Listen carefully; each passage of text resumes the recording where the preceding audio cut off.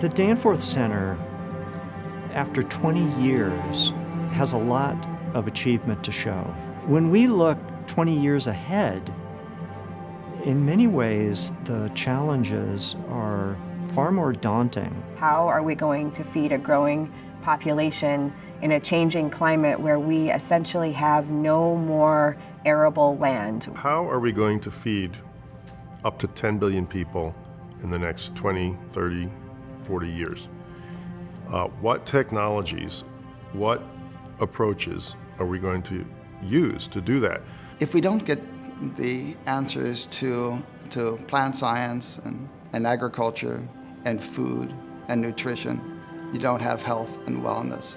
But we need to leave a planet, for our kids and grandkids where the farming footprint's been improved, where we're farming better and smarter. The real challenge for the Danforth Center is to produce, is to come up with science and applications that in fact provide more food, higher quality, with less land, less input, in a more difficult environment. There will always be a need for plant science, and there will always be a need for figuring out what is the next best way to do something, the next most efficient way, the next most sustainable way, the next most effective way.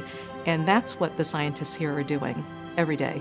What we're doing is providing the means to develop food on a sustainable level, whether it's in large cities or arid situations or underdeveloped regions. There's an opportunity that's never existed before to transform agriculture around the world. And for me, that's the excitement of the Danforth Center, and that's the promise and the impact that the center can have in the future.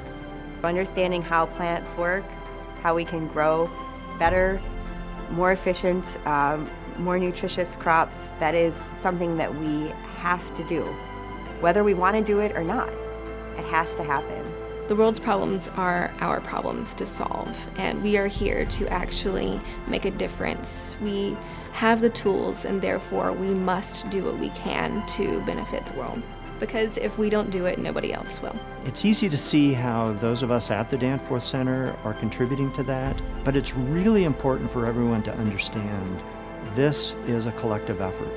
Scientists, educators, members of the community, our donor community, we're all in this together. Because we depend on it every single day. All of humanity requires food, and all of that food comes from plants. Because I couldn't do the research that I'm doing anywhere else in the world. Because we need to feed more people better food with less land and less inputs. Because it's important to train the next generation of scientists. Because we can create the future together. Because here I've been given the opportunity to help change the world. Because we all have something to contribute. Because the future of the world depends on it. Because this community is worth investing in, and it's up to each of us.